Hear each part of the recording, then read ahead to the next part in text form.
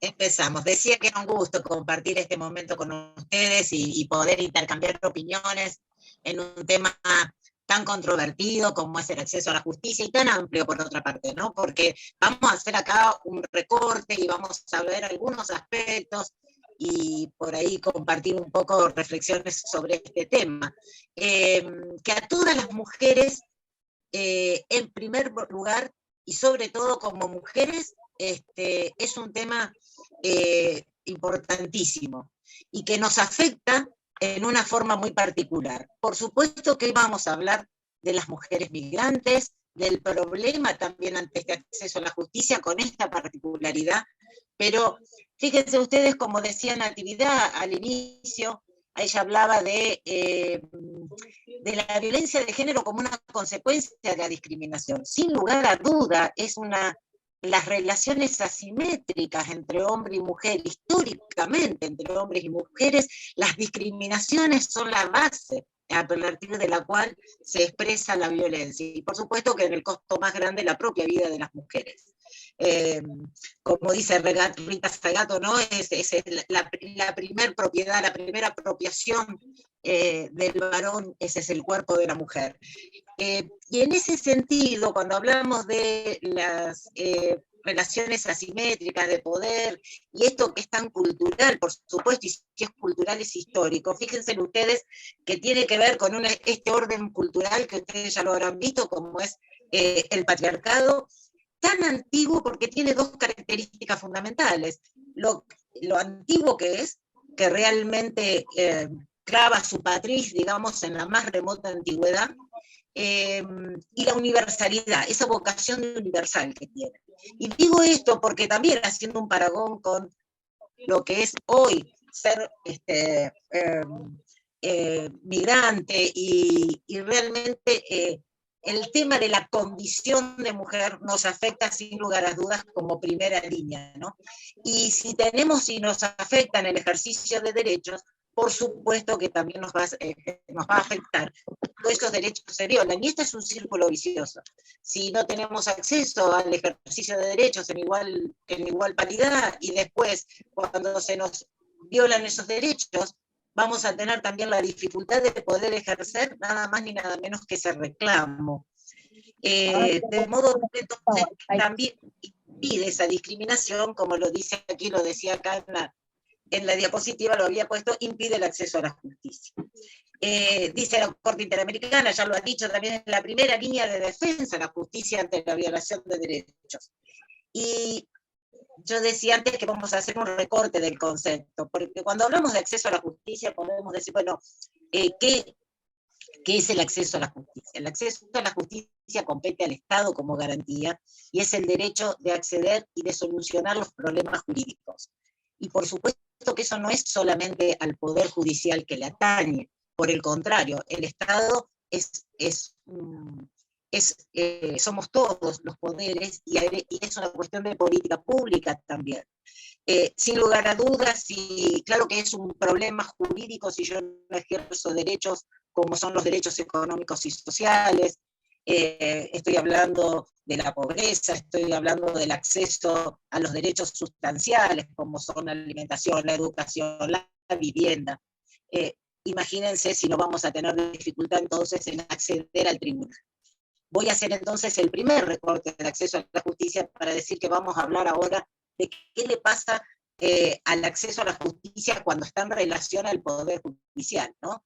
Y en ese abordaje, por eso decía que era integral, pero que ahora lo voy a trasladar y lo voy a recortar solamente al Poder Judicial para poder hablar más específicamente de la violencia en las mujeres y particularmente en las migrantes.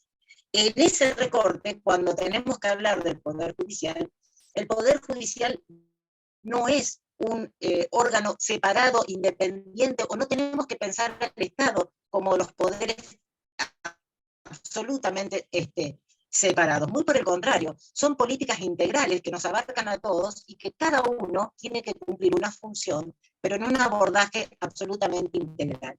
Y en ese sentido, dice CEDAW y en la Convención sobre la eliminación de toda discriminación contra la mujer, que seguramente ustedes ya la abordaron, cuando se empieza a abordar el tema del acceso a la justicia, le va a llamar los mecanismos judiciales y también los cuasi judiciales. Son aquellos que el Poder Judicial se vale también para cumplir sus funciones. ¿Cómo son la policía? ¿Cómo son la salud? Por eso yo decía esta cuestión de ver al Estado como algo integral, ¿no?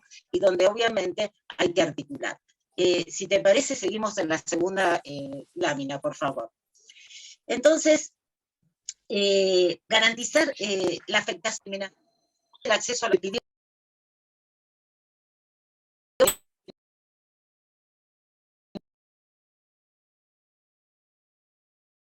Perdón, me parece que hay alguien con micrófono abierto.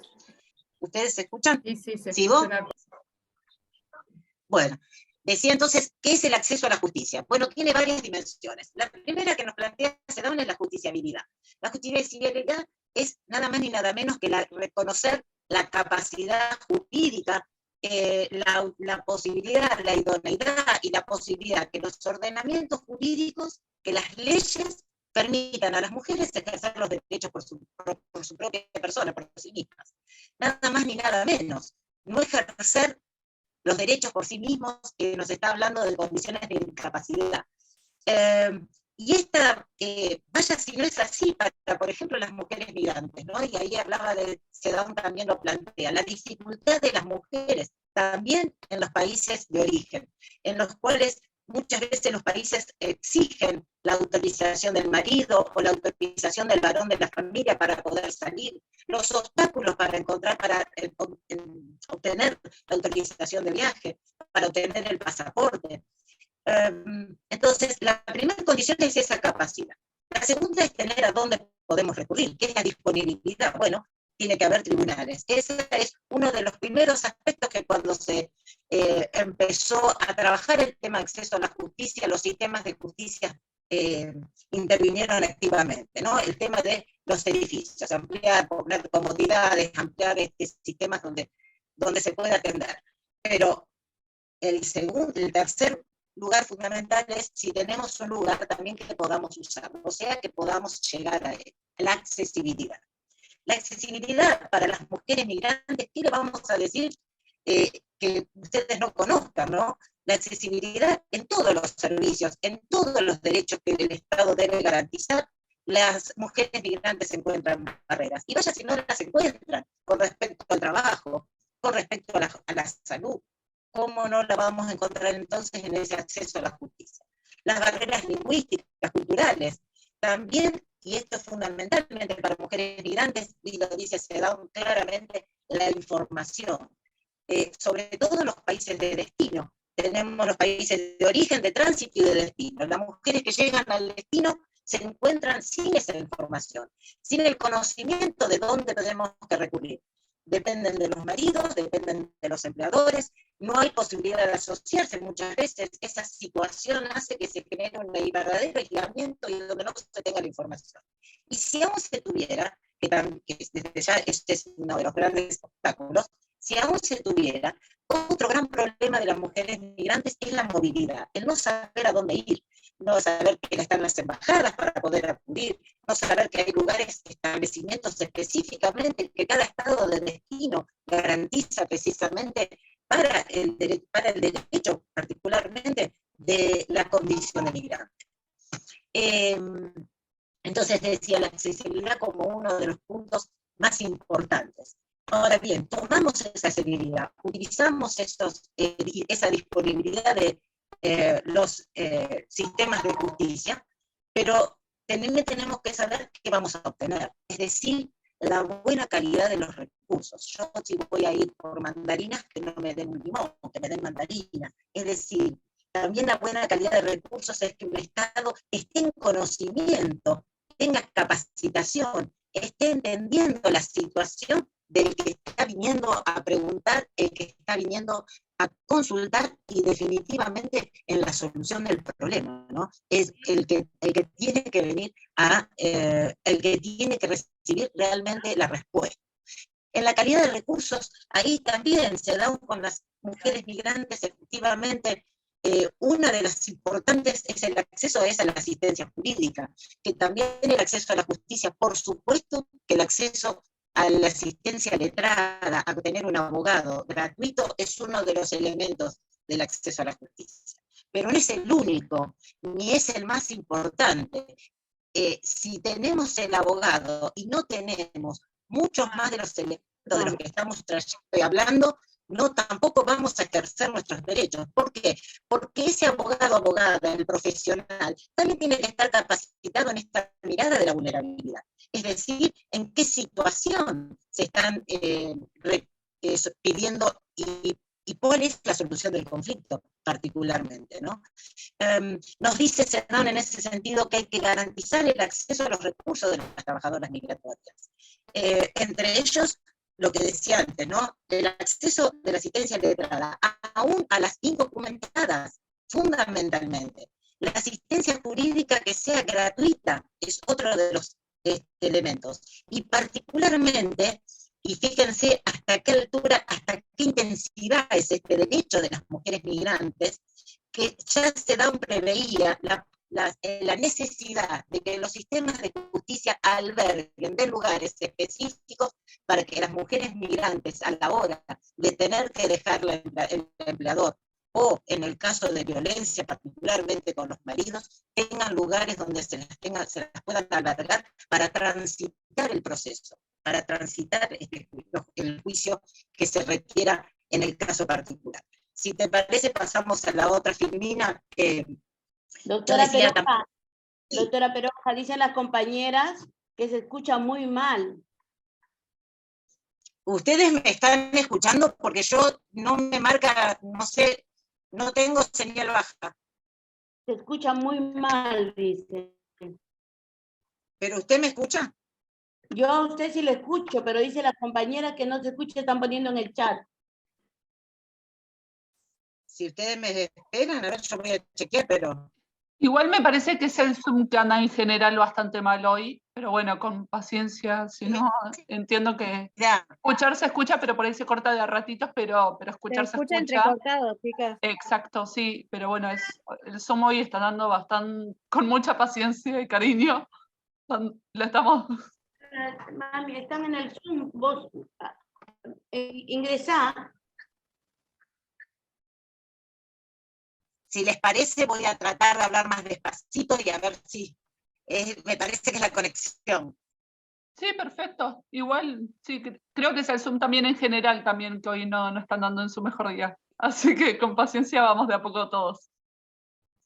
Yo ahí recorté una opinión importante que me pareció de Sedán, precisamente en una de las recomendaciones que habla de la violencia que sufrimos las mujeres, que sufren las mujeres, y en donde dice esto, ¿no? Deber prestar especial atención a las necesidades y a los derechos de las mujeres pertenecientes a grupos vulnerables, desfavorecidos, particularmente migrantes, las refugiadas, las desplazadas internas. Y en ese sentido ordena a los estados institucional el asesoramiento, la asistencia jurídica, la defensa pública y sensibles en cuestiones de género. Lo pongo particularmente porque institucionalizar no significa que les dice a los estados, bueno, recomienden, traten, sean voluntariosos en ese sentido. La institucionalización de algo es darle obligatoriedad, es darle fuerza vinculante para el Estado, y por lo tanto, y por ejemplo en el país, como país de destino nuestro, hoy la asistencia gratuita es sin lugar a dudas una obligación del Estado. Y fíjense, la sensible a las cuestiones de género no es otra cosa, ni nada más, ni nada menos que tener perspectiva de género. O sea, la intervención del Estado debe hacerse con perspectiva de género. Si te parece, seguimos, por favor, María, con la próxima Filmina. Bien, entonces hablábamos del derecho de las mujeres a no sufrir discriminación y a tener el derecho al acceso a la justicia. Ahora, esto no nos ocurre tampoco como...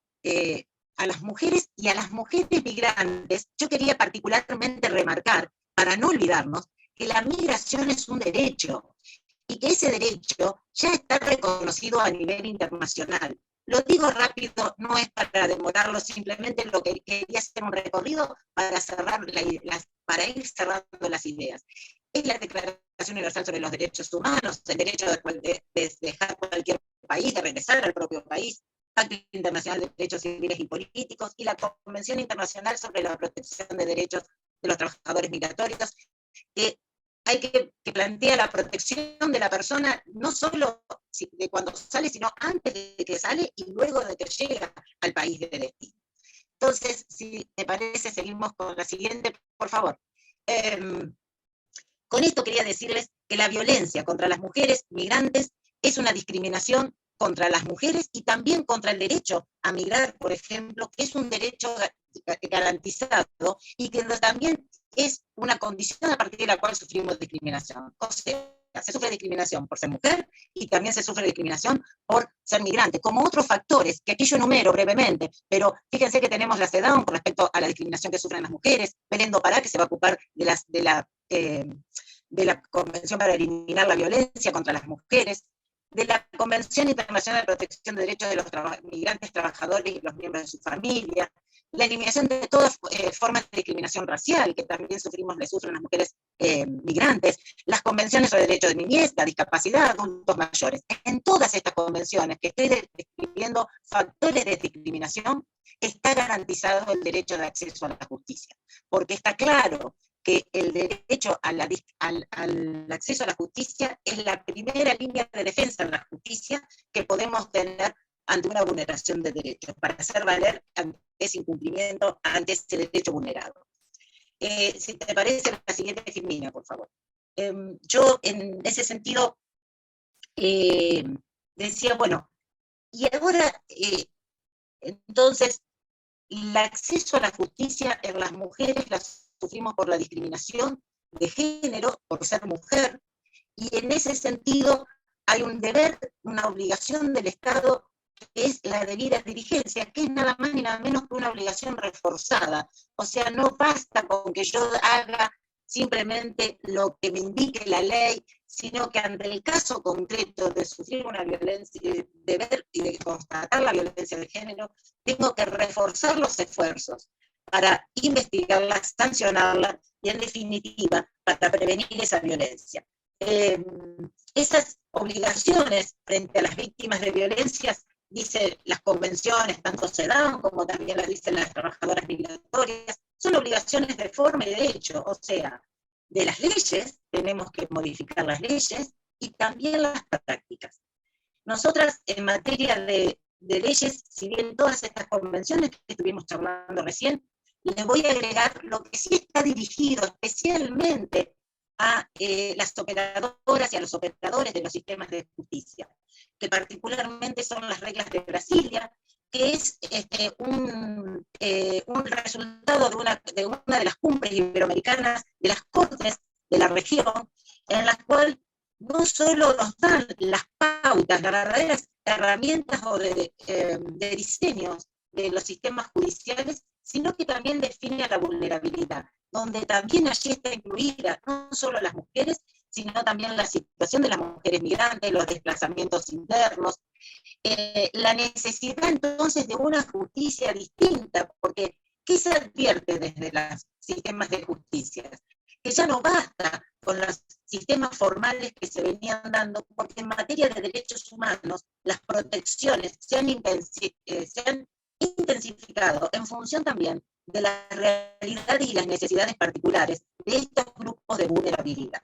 La mirada sobre la vulnerabilidad y entonces ahí sí también un reforzamiento del deber del Estado, particularmente de la justicia, para dar respuestas sobre ello. Y con respecto a las prácticas aparecen los protocolos. Claro que hay que protocolizar, y es una de las sugerencias inclusive en las reglas de Brasilia.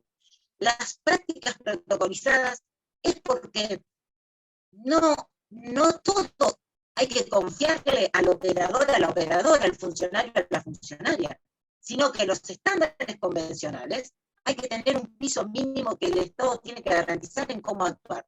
Después cada uno le da un plus, pero el protocolo no está dirigido a la persona que viene a requerir al sistema de justicia, sino quienes operan, quienes trabajan con el sistema de justicia, el que va a dar la respuesta. ¿Y cómo la voy a dar? Bueno, hay un piso mínimo de actuación que se tiene que garantizar. Si les parece, seguimos con la próxima filmina. Yo particularmente les comento en materia de género y violencia, en la provincia de Santa Fe prácticamente no hay protocolos. La provincia, el Poder Judicial, no tiene protocolos, no se protocoliza, y yo diría que esta es una tendencia a nivel nacional. Todavía no tenemos demasiados protocolos de actuación, sí tal vez en las áreas más específicas, en las penales, es por donde hemos hecho el camino, empezado a recorrer el camino. En esta filmina les quería dar prácticamente resumir un poco lo que veníamos hablando, ¿no? Los responsables de proteger los derechos como migrantes. Y simplemente enumero, por supuesto es algo simplemente descriptivo, por supuesto que hay muchos más espacios, pero la Dirección Nacional de Migraciones, Defensoría del Pueblo, todo lo que tiene que ver con la protección de la niñez, y en las áreas de acceso a la justicia, los cargos que me son cargos a mí, el que les está hablando, porque bueno, yo integro el Ministerio Público, las asesoras de menores, como las defensoras civiles, integramos el Ministerio Público, que es este asesoramiento gratuito, esta intervención ante la vulnerabilidad y fundamentalmente ante la justicia, en los sistemas de justicia. El Ministerio Público cumple una función no solo de garantizar el acceso a la justicia, sino de controlar que los demás poderes del Estado respeten ese Estado, ese acceso a la justicia. Hay un verdadero control hoy de convencionalidad, es decir, el respeto de las convenciones de la sociedad civil es tan importante como es la función que hoy cumple la MURRA, lugares donde también se pueden acudir. Esto como migrante, y como mujer, bueno, como mujer no es distinto a la mujer del país de destino, los mecanismos dispuestos por el Estado de destino para todas las mujeres. O sea, no hay diferencia, ni que sea migrante ni que no sea. De hecho, todos los derechos humanos que nos asisten como personas, nadie nos va a pedir o no nos debe pedir la situación de si sos irregular, no sos irregular, si sos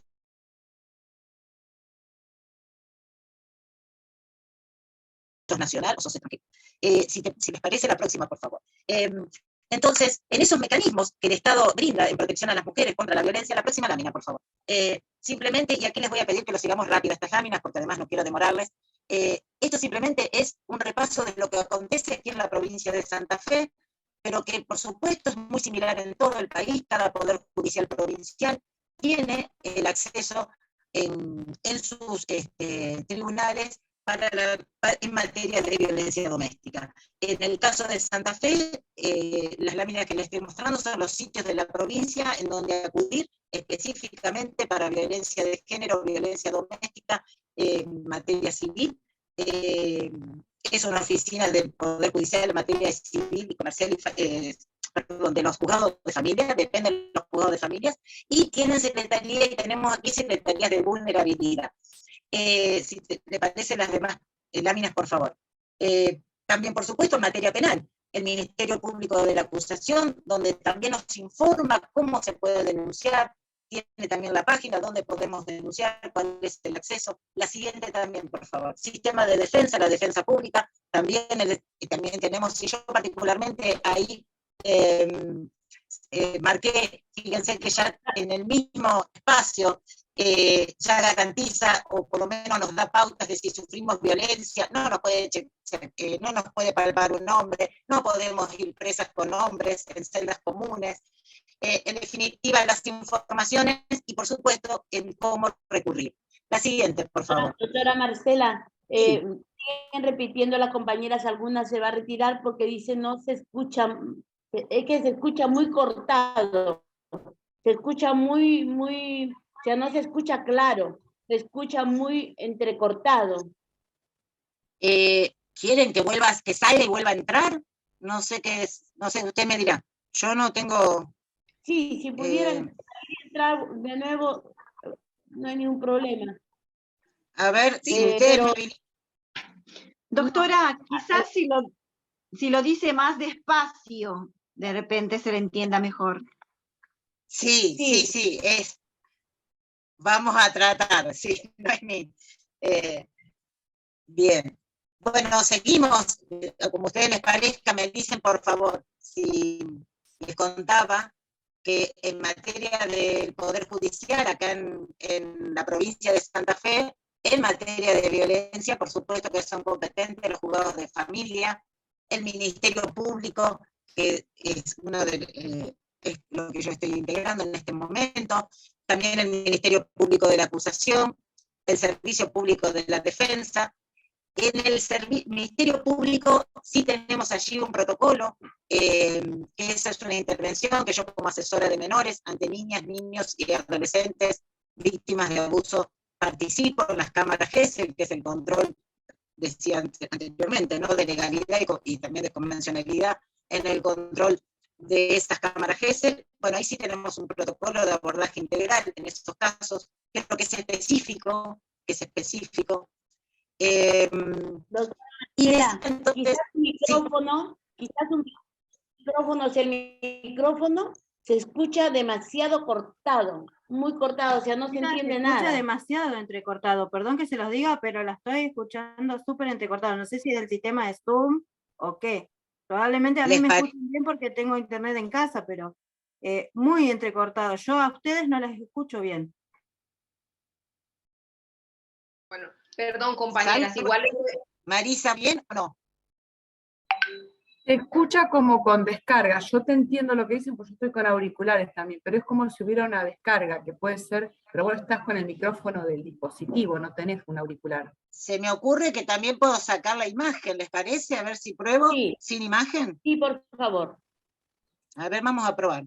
A mí, a ver, así vamos, ya sabiendo, ¿me escuchan bien? Si yo hablo así, con este auricular que tengo puesto, se le escucha muy bien bien, el sonido.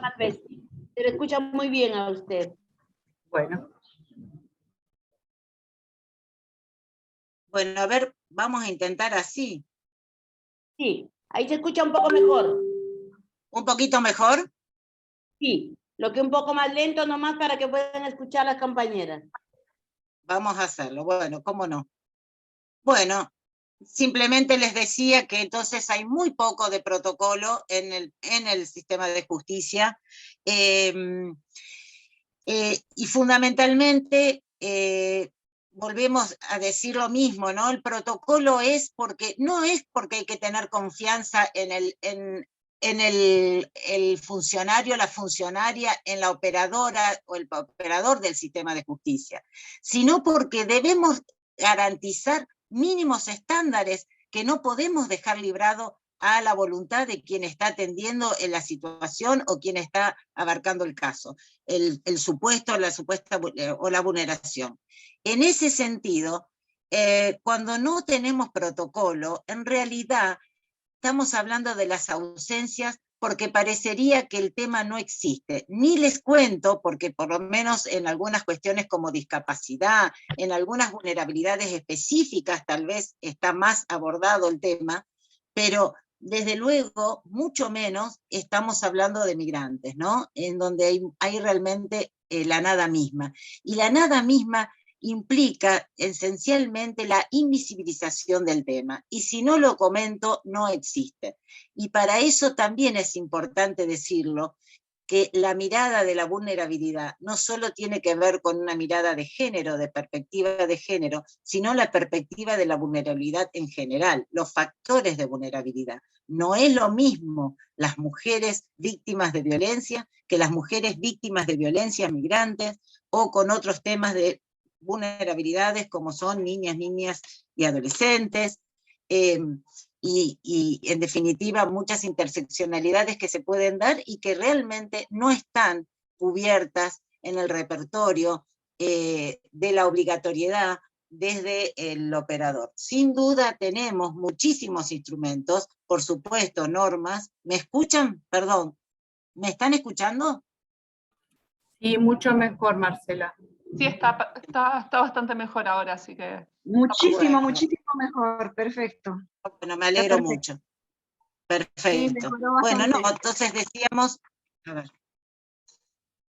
simplemente para ir cerrando y el tema de los aspectos que tenemos que implica atender la violencia y las obligaciones que implican también desde la debida diligencia que hablábamos antes, retomándolo, la capacitación para el operador, la perspectiva de género, las reparaciones, o sea, no solo es, y esto también lo ha dicho la Corte Interamericana, no basta solamente con no está mal hacer un monumento, actos de conmemoración a las víctimas, pero sin lugar a dudas las compensaciones económicas son importantes, la rehabilitación es una garantía del Estado, y fundamentalmente una de las más importantes en materia de violencia, que es la garantía de no repetición. Por supuesto también el deber de vigilar, y acá también hablaba de los protocolos, ¿no? Si no tenemos ni siquiera protocolos, es porque no estamos viendo las vulnerabilidades que, por ejemplo, las estadísticas nos brindarían, nos dan cuenta. En la Oficina de la Mujer hoy tenemos estadísticas en materia de femicidios, tenemos estadísticas en materia de género, pero seguimos sin tener desmembrado esos números, ¿no? En cuanto a cuáles son la situación de las mujeres hoy con otro tipo de vulnerabilidad, como por ejemplo la condición de migrante. Por último, las actuaciones coordinadas y articuladas, que yo les decía anteriormente, no somos organismos separados, no podemos funcionar separados, cada uno tiene una función en un todo que debe ser dado y abordado de forma integral. En definitiva, este incumplimiento, su cumplimiento, la garantía del Estado, la respuesta ante la violencia de género, es una obligación convencional que tenemos asumida y que en el caso del incumplimiento genera responsabilidad, o sea, responsabilidad del Estado argentino. Yo no me quiero, no quiero terminar el tema sin hacer un comentario a un fallo que últimamente, que hace muy poquito, recientemente, en el mes de octubre, dictó la Corte Suprema de Justicia, porque realmente todo esto que estoy diciendo queda con un sabor amargo cuando les tenga que contar que, bueno, hay un fallo hoy de Corte Suprema de Nación en el cual una mujer migrante no tuvo la asistencia legal en el procedimiento administrativo en el cual se debatía nada más ni nada menos que la expulsión del país, y eso fue confirmado por la Corte diciendo simplemente que no era una vulneración lo haber tenido ahí la defensa, porque después había impugnado y había lo había después, bueno, acá dice Marisa que lo va a charlar, me parece, Marisa, que después lo podemos comentar específicamente al tema, pero que en acceso es muy complicado si estábamos partiendo de este tipo de posición, ¿no? Y bueno, lo voy a dejar para más adelante en todo caso esa mirada, pero sí decirles algo, sin lugar a duda, este tipo de resolución judicial lo que no ha advertido es la vulnerabilidad específica de las mujeres migrantes. No solo es una cuestión de que el Estado, el sistema, ofrezca los sistemas de defensa, la defensa gratuita, sino que efectivamente la mujer migrante la puede utilizar, si no de nada sirve. Que el sistema diga que ofrece los ministerios públicos, por ejemplo, pero las mujeres no pueden acudir a ellos, es algo que no es una quimera y no tiene ningún tipo de sentido, y por lo tanto entiendo yo que sin lugar a duda esto nos hace a responsables particularmente en el tema de la vulneración de los derechos de las mujeres migrantes. Bueno, con esto termino y le doy paso entonces a mi compañera para seguir desarrollando el tema. Bueno, muchas gracias. Marisa, ahí busco tu presentación y ya la comparto. Bueno, gracias. Bueno, la idea es, dado también lo avanzado de la hora, vamos un poco a continuar con esto que estaba exponiendo Marcela. Ustedes me escuchan bien, ¿verdad? Vamos a mencionar algunos artículos fundamentales de la Ley Integral para la Prevención a las Mujeres, que sé que usted ya en la reforma, que tan argentino como yo de la juez, bueno, otro caso más que recién caso de niñez de como para que hablábamos todos y leyes. Bueno, ¿qué pasa al momento en que tenemos que bajarlos a tierra? Y en un ratito vamos a escribir en el chat lo más breve posible para poder dar espacio a las preguntas. Por ahí se vio en el chat que les ha tocado atravesar en esta doble condición, ¿no? De mujer y además de migrante. Bien, ahí estamos. Bárbaro.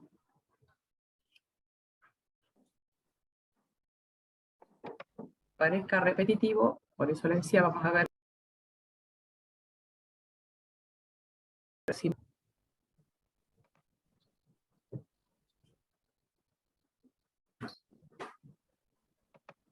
sería la 2. Bien. Ahí está.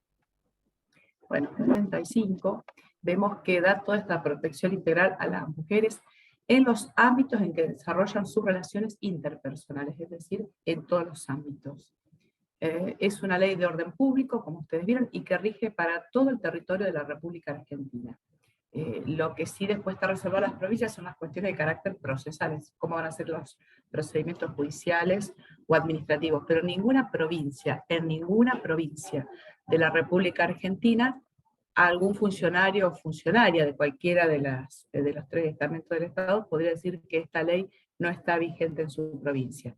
Además, cada provincia ha adherido a esta ley nacional a través de una ley provincial. Pero si alguna provincia no adhirió a esta ley nacional, no es motivo ni excusa para que nadie nos diga que la 26.485 no rige en su provincia. La próxima, por favor. Bueno, el objeto de esta norma, como su propio título lo dice, ¿no? Eliminar la discriminación entre mujeres y varones en todos los órdenes de la vida, pero fundamentalmente esto que he resaltado en rojo, que es el derecho de las mujeres a vivir una vida sin violencia, a una vida libre de cualquier tipo y modalidad de violencia, que es además ya considerado también en numerosos fallos como derecho humano. Que además se generen las condiciones aptas para sensibilizar, prevenir, sancionar y erradicar la discriminación y la violencia, que es lo que decía Marcela, ¿no? O sea, con qué tipo de recursos humanos contamos en estos estamentos. Bueno, la capacitación en materia de género, en perspectiva de género, en sensibilización de género, además de ser obligatoria, tiene que ser constante, que es lo que además se ha sancionado hace unos años en nuestro país con la ley Micaela, que obliga a todos los funcionarios, funcionarias, integrantes de todas las jerarquías e instancias dentro de cada poder del Estado, es decir, Poder Judicial, Poder Legislativo, Poder Ejecutivo, a capacitarse en perspectiva de género. Y no tomar esa capacitación es considerado en la ley como un incumplimiento a los deberes de funcionario público. Entonces acá vemos la importancia que tiene para que podamos materializar, concretar ese acceso a justicia, contar con empleados, funcionarios, funcionarias, magistrados, magistradas que estén preparados en esta materia. Bueno, además los estados tienen que desarrollar políticas públicas de carácter interinstitucional sobre violencia contra las mujeres, como decía Marcela, ¿no? No es que dentro de cada organismo hay compartimientos estancos que no tienen relaciones entre sí. Hay políticas que tienen que atravesar a todos los estamentos de cada uno de los poderes del Estado. La próxima, por favor. Remover estos patrones socioculturales que veíamos recién, garantizar este acceso a la justicia a las mujeres que padecen violencia, la asistencia integral a las mujeres que padecen violencia en las áreas estatales y privadas, en donde realicen las actividades programáticas destinadas a las mujeres y a los servicios especializados de violencia, lo que nos decía Marcela, ¿no? Esta asistencia, sí, como dicen acá, hospitales públicos, porque pertenecen al Poder Ejecutivo, están obligados a hacer la capacitación de la ley Micaela, es muy clara la ley 3, son pocos artículos y es una ley muy clara. Entonces, como veíamos, ¿no? Esta asistencia integral tiene que estar en todas las áreas del Estado. La próxima, por favor. Yo voy contestando por ahí si alcanzo a leer alguna pregunta en el chat. ¿Qué derechos se protegen? Todos los derechos que ya vieron ustedes en los talleres anteriores, que reconoce la CEDAW, Belén do Pará, la Convención sobre los Derechos de Niños, Niñas y Adolescentes, la Ley 26.061, que es nuestra ley nacional, que recepta todo el procedimiento que baja de la Convención de Niños, Niñas y Adolescentes, que tiene que ver no solo con la protección de sus derechos, sino que se crea un organismo muy importante que es la CENAF, que es la Secretaría de Niñez, Adolescencia y Familia, que interviene en todos los casos donde hay vulneraciones de derechos de niños, niñas y adolescentes, y quiero recalcar no solo para niños, niñas, adolescentes argentinos o nacionales argentinos, sino para niños de cualquier nacionalidad, y como decía Marcela, no importa si su residencia es precaria o si no tienen residencia, si están en un estatus irregular, por decirlo de alguna manera. Estando en territorio argentino, se les aplica, estas secretarías intervienen, y que está justamente relacionado con el caso que vamos a ver después de estos niños mellizos que habían sido traídos de un país africano y luego abandonados en una comisaría en Bahía Blanca. La próxima, por favor. Quiero aclarar que hoy ese matrimonio está detenido, fue detenido en el sur de Argentina. Y aquí otra vez, ¿no? Que parezca represiones, salud, educación, seguridad física, psicológica, sexual, que se respete su dignidad y que además pueda decidir sobre su vida reproductiva. Es decir, y acá lo marco especialmente, porque obviamente esto no estaba en la 26.485, porque es una ley posterior, que es la 27.610, que es el acceso a la interrupción voluntaria del embarazo, o sea, el ser una mujer migrante, repito, cualquiera sea el estatus migratorio que revista, no es obstáculo para poder acceder a la IDE, que esto está dentro de sus derechos reproductivos y sexuales. La próxima, por favor. Bueno, intimidad, libertad de creencias, ¿no? Que esto es una materia tan importante cuando, referido, ¿no?, a este taller que estamos abordando, sea mujeres migrantes, familias migrantes que vienen con sus creencias, sus costumbres, sus pensamientos, bueno, eso tiene que ser respetado. Por eso también es necesario que se reciba la información y el asesoramiento adecuado. Y esto del respeto a las creencias tiene que ver también con otra ley que está sancionada en nuestro país, y después, bueno, distintas provincias han adherido, que es el parto respetado, ¿no? O sea, respetar al momento de dar a luz las creencias, convicciones, creencias sean, bueno, religiosas, ideologías que tengan que ver con su formación o con su, en este caso, su país de origen, tienen que ser respetados también en los sectores donde las mujeres dan a luz. Bueno, y el trato respetuoso, ¿no?, para estas mujeres que padecen violencia, evitando toda conducta, acto u omisión que produzca revictimización. Preguntar 20 veces lo mismo para ver si hay alguna contradicción, no creerle o preguntar de forma que hostigue, que genera un malestar en la mujer que está denunciando, y por supuesto que no puede hacerse ningún tipo de comentario que sea despectivo o recriminatorio respecto a su condición de mujer migrante, reitero, sea cual sea su estatus migratorio. La próxima, por favor. Bueno, ¿qué se entiende por violencia contra las mujeres? Esto ya lo vieron, las que están basadas en razones de género, que tiene que, tanto en el ámbito público como privado, que tiene que ver con, bueno, toda esta construcción de estereotipos patriarcales y de la dominación de un sexo sobre el otro.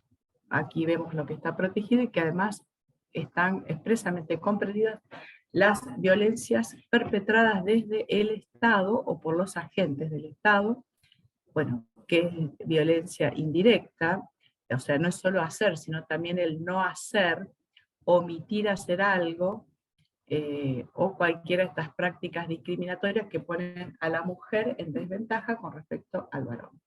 La próxima, por favor.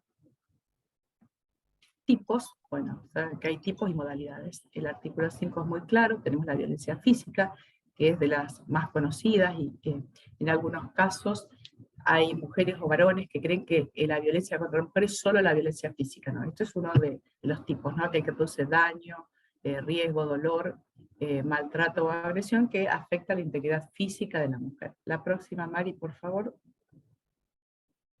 Pero esta, que es tan grave como la violencia física y que muchas veces no ha sido tenido en cuenta, que es la violencia psicológica, tiene también una incidencia muy importante cuando tenemos que actuar con debida diligencia, como decía Marcela, y echar mano a las herramientas que tenemos para prevenir, sancionar y erradicar, ¿no? ¿Qué es o en qué consiste esta violencia psicológica? Va socavando la psiquis de la mujer, genera un daño emocional, disminuye su autoestima, son las humillaciones constantes, deshonras, también tanto en el ámbito privado como en el ámbito público, frente a familiares, otras personas también, y tratar de hacer siempre sentir culpable a la mujer de lo que pasó. El varón no es culpable, actúa porque la mujer lo provocó. Y esto es muy importante, repito, tenerla en cuenta. ¿Por qué? Porque inclusive en algunos casos puede llevar a situaciones de suicidio o intento de suicidio, ¿no? Cuando la mujer se encuentra sumida en situaciones de violencia psicológica extrema. La próxima, por favor. Sexual, bueno, sabemos que más allá de lo que a lo mejor fue inculcado a nuestras ancestras, o quizás hablo en lo particular como fueron criadas mis abuelas, incluso mi madre, existe la violación dentro del matrimonio o de la unión convivencial, que puede ser con o sin acceso carnal, y después, bueno, en los otros tipos que más hago, resalto esta porque es como la violencia psicológica, ¿no? Hasta hace muy poco tiempo atrás se pensaba que por estar casado o en unión convivencial, la mujer tenía que estar siempre dispuesta a tener relaciones sexuales y que no podía decir que no. Bueno, esto tiene que quedar muy en claro de que no es así. E inclusive costaba que al momento a lo mejor de hacer esta denuncia se la tomara en serio, o se la tomara porque, bueno, decía, ay, pero bueno, es el marido, o es la pareja, o es el novio, o sea, hubo que hacer mucho trabajo, muchos reclamos para que en los mismos organismos estatales donde se toman las denuncias se entendiese también que existe la violencia sexual dentro de las relaciones que son consentidas, como es el matrimonio, una unión convivencial, o sea, se consiente en el proyecto de vida en común, pero no en esta cuestión de tener relaciones sexuales si la mujer así no lo desea. La próxima, por favor. Económica y patrimonial, otra de las atrás no era tenida en cuenta, que es aquella que genera menoscabo, disminuye los recursos económicos o patrimoniales de la mujer a través de distintas acciones u omisiones. Por ejemplo, una típica, cuando van a denunciar violencia, dicen, bueno, porque en realidad me sacó el celular, lo tiene él para revisarlo, y no me lo devuelve, o me tiró el celular contra la pared, lo rompió y se fue. Y a veces sí, bueno, pero ¿dónde está la violencia? ¿O cuál es la violencia que usted quiere denunciar? Esa es una violencia contra el patrimonio de la mujer, además de todo lo simbólico, ¿no? Porque llevarme el celular o destruirlo es un modo de que la mujer no se pueda comunicar con sus redes de contención, sus amigos o familiares. Pensémoslo, además, en esta situación, en el caso de una mujer migrante, que a lo mejor ha venido a nuestro país por alguien que conoció en internet, que hoy esto sucede muchísimo, y cuando se encuentra acá, llega aquí, se encuentra con que no era la persona que se mostraba en redes sociales, y no tiene contención, y no, a lo mejor tiene pocos contactos en el lugar donde ha vivido, o el celular es el único modo de mantener el contacto con su familia, que está alejada, y que a lo mejor podría ser la que le brinde ayuda, ¿no? Entonces, esto es muy importante tenerlo en cuenta, ni hablar instrumentos de trabajo, documentos personales, valores, o cuando la mujer trabaja, cobra su dinero, su sueldo, y el marido se lo retiene para administrarlo, porque como es, según el jefe de la familia, es el que sabe en qué hay que gastar. Bueno, eso es otro tipo de violencia. La próxima, por favor. Simbólica. Bueno, esto también lo han visto. Yo siempre doy un ejemplo muy claro, que es a veces cuando se rompe o se da un puñetazo, una patada a la puerta, a la ventana, a la silla, se revolea algún objeto, en medio de una discusión, esa es una forma simbólica que el varón tiene de decirle a la mujer, mira, viste lo que le está pasando a esto, ¿no? Menos mal que estoy rompiendo la puerta y que no te pego a vos. Entonces a lo mejor nos hemos encontrado con situaciones donde uno dice, no, bueno, pero en realidad nunca me pegó, pero sí, tengo media casa rota, no quedaron puertas sanas, o las ventanas tienen todos los vidrios rotos, bueno, faltan algunas sillas porque las azotó contra el piso, en medio de una discusión. Eso es otra forma de violencia.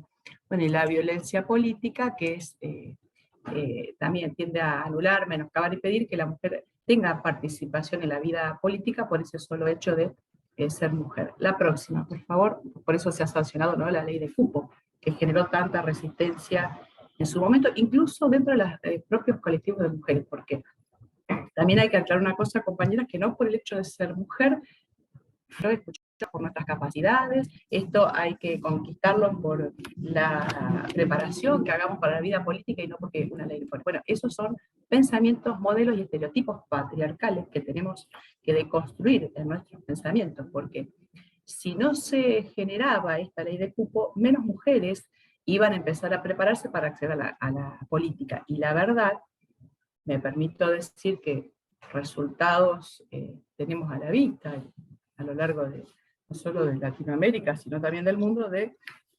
que históricamente han sido gobernados por los varones y no siempre ha sido el mejor resultado político. La próxima, por favor. Bueno, modalidades, tenemos la violencia doméstica, que es la que, también una de las más comunes, ¿no?, la que se produce no solo dentro del ámbito familiar, sino entre personas que son familiares, tanto sea, por ejemplo, parejas como exparejas, parientes de las exparejas, o la nueva pareja de la expareja que le pega en la calle o que le insulta. Es decir, no es solamente la que sucede dentro del ámbito del hogar, sino que tiene que ver además con esas relaciones de parentesco, actuales o pasadas, concluidas. Bueno, la violencia institucional, que esta es también, Marcela algo nos dijo también, cuando, bueno, se llega a lugares donde funcionarios, profesionales, la gente perteneciente a cualquier órgano o institución pública, menoscaban los derechos de las mujeres, ¿no? Aquí estamos frente a situaciones de violencia institucional, violencia laboral, que en el caso particular de las mujeres migrantes, se encuentran en una, y ni hablar si además ese trabajo está precarizado, se encuentran sometidas a graves situaciones de violencia laboral, no solo no estar registradas, no tener cobertura de salud, sino la amenaza constante de que, bueno, te voy a echar, si no te gusta, te vas, hay otras esperando, y a que incluso se paga mucho menos a veces de lo que debería pagarse por esa tarea. La próxima, por favor.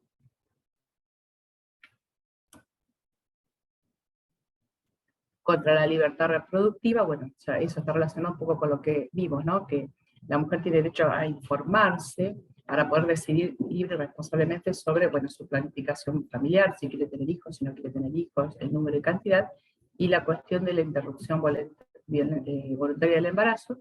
Y aquí está relacionado a lo que adelantábamos antes, ¿no? La violencia obstétrica, que además tenemos la ley 25.929, que era la que les decía antes, de parto humanizado, donde se tienen que respetar las creencias y los deseos o lo que la mujer manifieste respecto a su parto.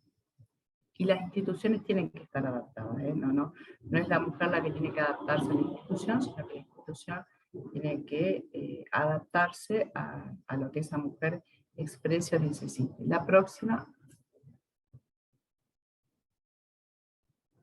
Bueno, violencia mediática, esto lo vemos constantemente a través de publicaciones, mensajes estereotipados que se distribuyen en los medios masivos de comunicación, donde la mujer se presenta como un objeto para vender determinados elementos, o donde en algunos casos mujeres migrantes han sido ridiculizadas como en comparación con a lo mejor una mujer de nacionalidad argentina para vender determinado producto. Ahora, en su momento, bueno, esto además puede ser denunciado en el INADI, en APRA, y genera sanciones a los medios de comunicación, ¿no?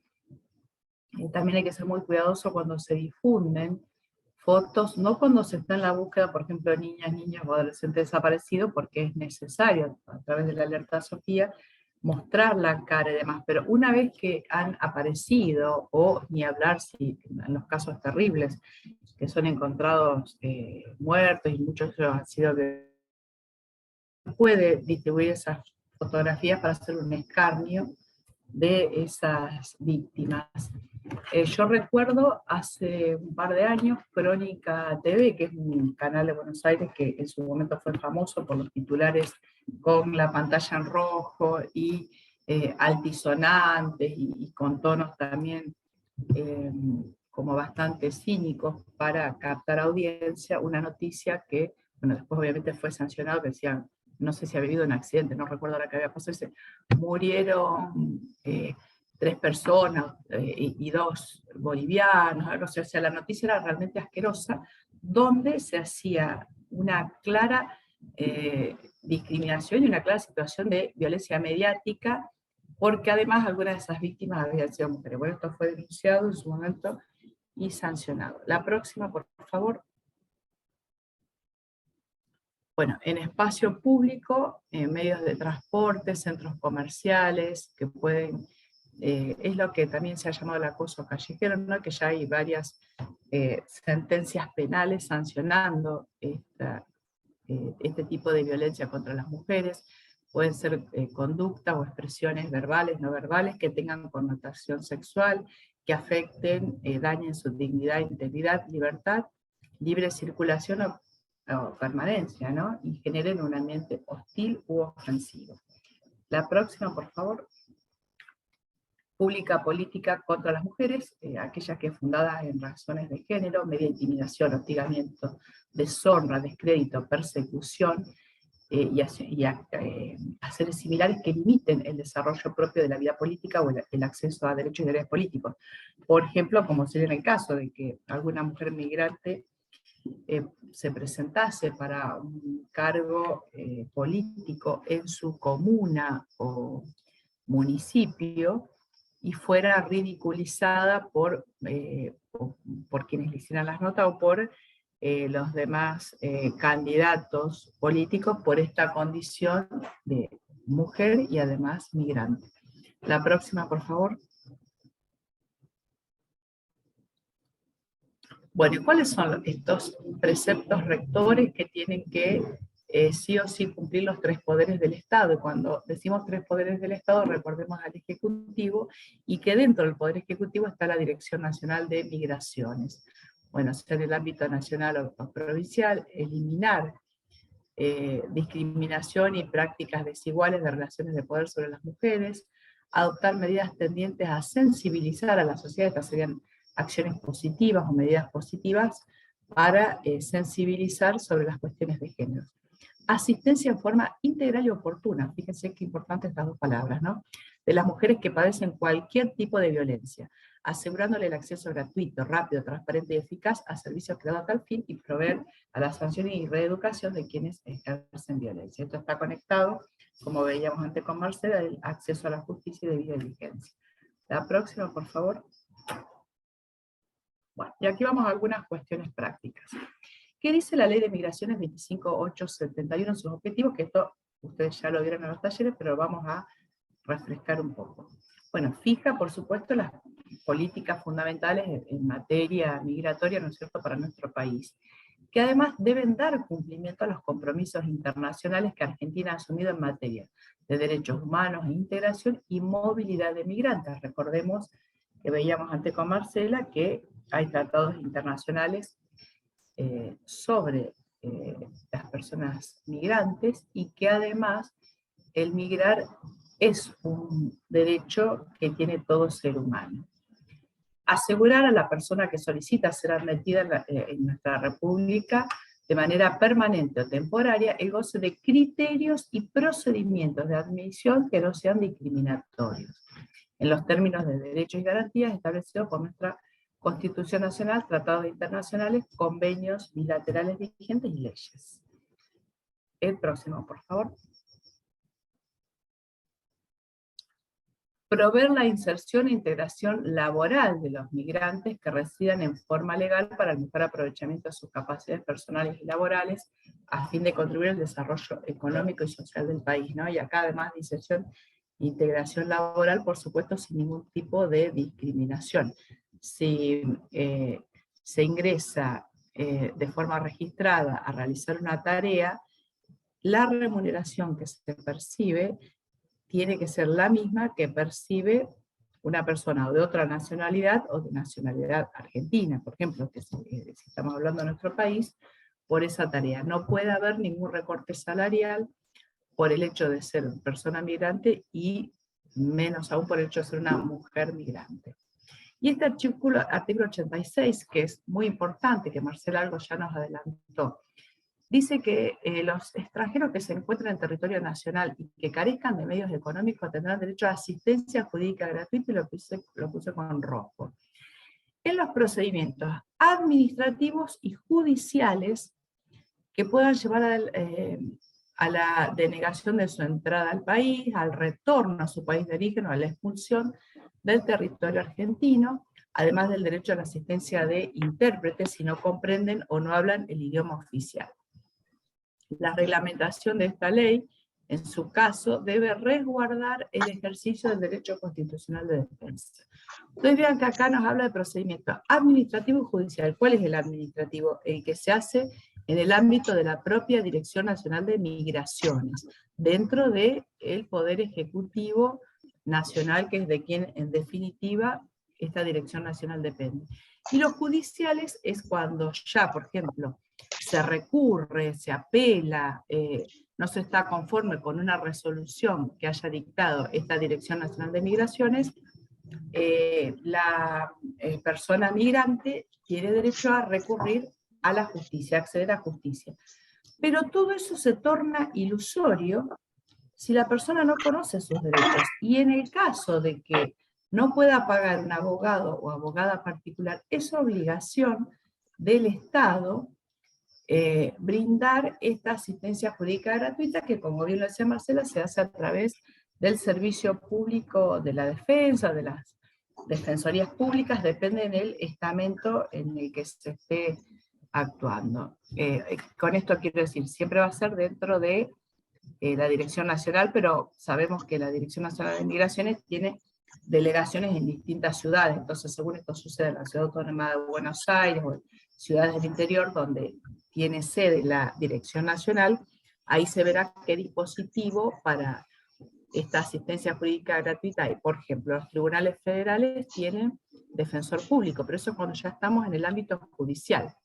En cambio, el organismo administrativo en sí no tiene un cuerpo de abogados que lo pueda asistir a la persona, pero sí podría convocarse a defensores públicos, inclusive al cuerpo de abogados del Estado, porque más allá, repito, de que no se está actuando todavía a nivel de la justicia federal, sí se está dentro de un organismo público nacional. La próxima, por favor. Bueno, y acá vamos a esos casos que comentábamos recién. Vamos a empezar por el caso Lourdes. Lourdes es un nombre de fantasía, no es el nombre verdadero. Esta joven mamá paraguaya, que en el año 2012 ella había llegado desde Paraguay para vivir con su hermana, que estaba en la ciudad de Rosario. Había empezado una relación sentimental con un varón, bueno, ella queda embarazada, y no le había comentado a su hermana de esta situación de embarazo. Vuelve a su ciudad de origen, vuelve a Paraguay, que creo que era de la capital, me parece. Bueno, tampoco se lo comenta a sus padres y rápidamente vuelve a Rosario. Allí una mañana estaba sentada, le pide al taxista sin decirle nada a la hermana, le dice que le dolía la panza. Entonces le dice a la hermana, voy a ir hasta el hospital, se toma un taxi y le pide al taxista que la lleve a un hospital público donde hubiera maternidad. Bueno, la traslada, accede finalmente al Hospital Centenario de Rosario, se sienta en la escalinata, todo esto además está relatado en el libro del doctor Molina, cuánto tiempo es un tiempito, porque después la cuestión finaliza en su juzgado. Entonces ella, un médico que entra, le pregunta qué estaba esperando, dice que estaba esperando que abriera, que se sentía mal. En definitiva estaba embarazada y estaba en trabajo de parto, ese era su malestar. Da luz a su bebé y se escapa, se va del hospital y la bebé, la niña, queda abandonada, entre comillas, en el hospital. Bueno, imagínense ahí, se activan todos los protocolos. ¿Qué sucede cuando un niño queda en esta terrible situación de vulnerabilidad? Comienza a actuar el juez de familia, en ese caso una jueza que estaba en turno, el SENAF, esto que yo les decía antes, la Secretaría de Niñez, Adolescencia y Familia, se comunica rápidamente con la jueza en turno y también desde el hospital dicen que era peligroso tener mucho tiempo internada a la niña allí por el tipo de virus y demás que hay obviamente en un hospital. Entonces rápidamente la jueza que estaba en turno se comunica a la vez con el registro de adoptantes y se le entrega provisoriamente, se convoca, esto sucedió un viernes, ¿no? Que era víspera de un feriado muy largo, creo que era Semana Santa, me parece, o algo así. El juez convoca a su despacho, aquí ya empieza a actuar el juez Marcelo Molina, y entrega a la niña a una familia que estaba en Enruaga. A su vez, se inicia una causa penal por abandono de personas, delito que está tipificado en el Código Penal. Moraleja, se puede identificar a la mamá, la llevan detenida, ella está detenida todo ese fin de semana, imagínense además en estado puerperal. Entonces, la noticia que sale en los diarios, ¿cuál es? Fue detenida la madre que abandonó a su hija, bueno, en fin. Entonces, el juez convoca para el día hábil siguiente una audiencia donde se tenía que presentar esta mamá con patrocinio letrado y la familia que tenía provisoriamente a la niña, obviamente con la bebé. Entonces, ¿qué sucede? Como esta era una joven de escasos recursos, el consulado de la República de Paraguay en Rosario le provee un abogado. Es decir, el propio consulado paga y envía a un abogado primero a contactarse con ella en el lugar donde estaba detenida, bueno, tramita lo que se llama una excarcelación y la patrocina además en la audiencia, en el tribunal. Bueno, finalmente la niña le es reintegrada a esta joven en esa misma audiencia, ella pide perdón, dice que se sentía muy mal, que estaba sola, que le había dado miedo contarle a la hermana porque tenía miedo que se enojaran con ella, que no había podido contarle a los padres. ¿A qué voy con esto?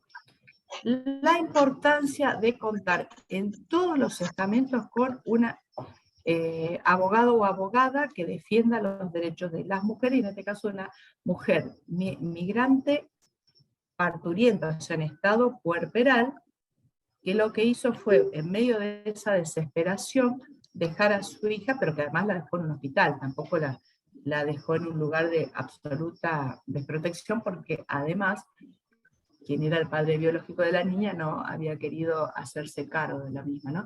Y acá, ¿qué hubiera pasado si la joven concurre al juzgado y no llega con patrocinio? No se puede tomar esa audiencia. ¿Y cómo se hacen en los lugares donde hay, por ejemplo, varias defensorías? En Rosario hay 10, se convoca inmediatamente al defensor que estuviese en turno o se sortea rápidamente y tiene que venir a patrocinarla a la audiencia. O sea, estas defensorías públicas gratuitas. El otro caso es el que contaba Marcela, que es el de la mujer colombiana, Zuluaga Selemín Claudia Lucía, que realiza un recurso directo ante la Corte. Y es un fallo reciente, del 13 de octubre de este año. Yo les cuento al final y después les cuento cómo había arrancado. La Corte, por mayoría, salvo uno de sus integrantes, declaró válidas las actuaciones en un proceso de expulsión de esta ciudadana que no había contado con defensa antes del acto administrativo. Es decir, todo ese procedimiento administrativo ante migraciones terminó con un acto administrativo, que es como lo que sería una sentencia en sede judicial, donde se decide expulsar a esta mujer. La mujer accede a tener patrocinio de representación cuando le es notificado ese acto administrativo, pero no en toda la parte previa, no en todo el desarrollo de este procedimiento. ¿Y qué dice la mayoría de la Corte? recuerden que vimos que hay un artículo en la Ley de Migraciones que dice que hay que contar, en el caso de no tener medio, con este patrocinio jurídico gratuito.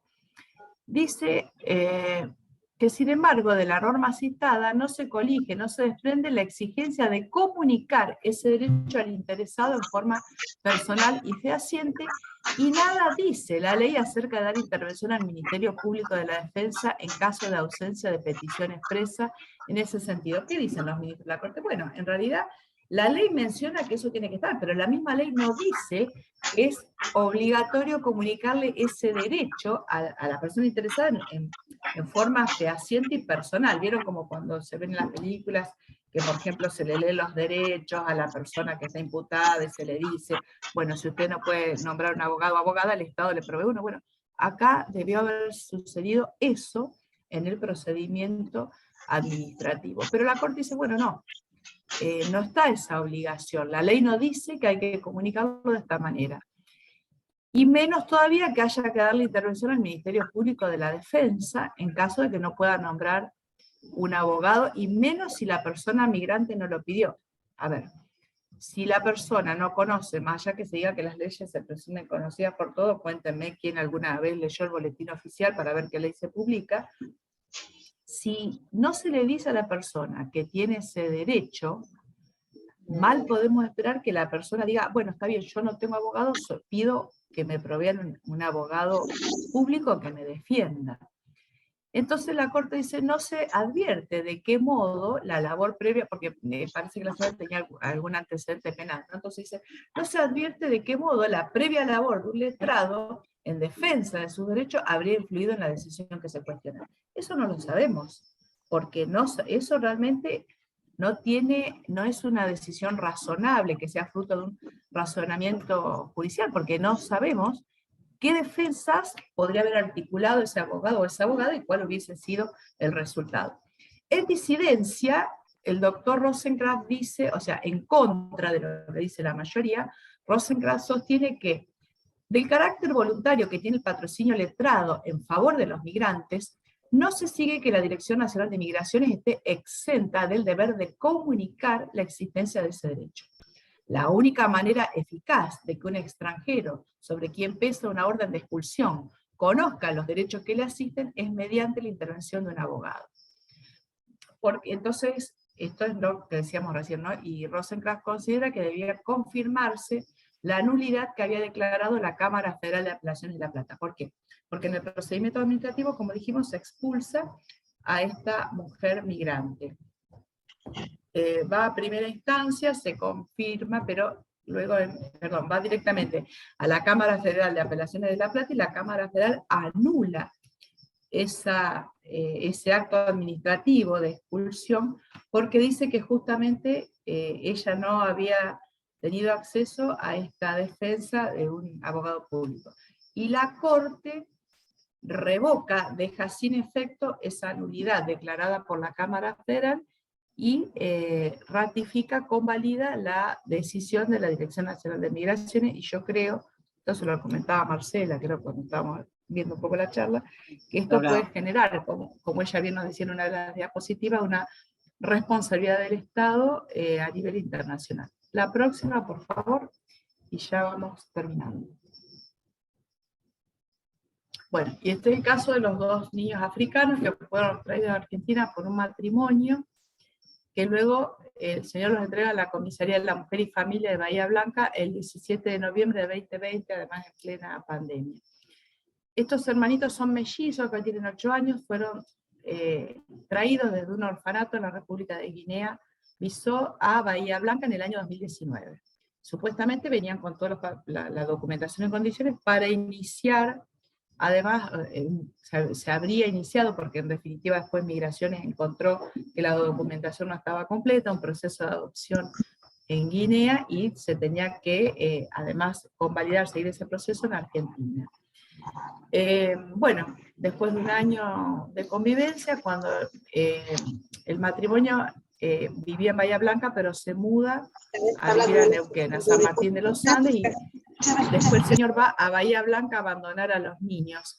Y él dice, alega motivos personales, que dificultaban su vinculación y sostenimiento de la vida familiar. A comienzos del año 2020 se mudan a Neuquén, donde vivirían el matrimonio y su hija biológica. Tras la denuncia que radica justamente los integrantes de esta comisaría, el caso fue investigado por la Justicia Penal Provincial, una parte, y por otra por el Fuero Federal y también por la Dirección Nacional de Migraciones. Actualmente los niños están junto a una familia en pleno proceso de adopción, ¿no? Pero bueno, las noticias son terribles. Yo por ahí pensaba que esto era un juego, que los padres iban a volver y preguntaban durante los primeros tiempos, ¿no?, por sus padres. Bueno, aquí han sido niños, pero pensemos además que si hubiesen sido niñas, o de estos mellizos una hubiese sido niña, nos encontramos además de esta terrible situación de vulnerabilidad de la infancia, además con la vulneración de derechos de una mujer niña, una mujer en estado de infancia, ¿no? Así que bueno, la importancia, y felicito realmente, y agradezco, como olvidé decir al principio, poder participar en estos talleres, porque organizar estos encuentros permite no solo conocer nuestros derechos, sino también de qué forma se pueden defender y ejercer. Así que, bueno, muchas gracias. La última diapositiva es de agradecimiento, y ahí están mis mails de contacto.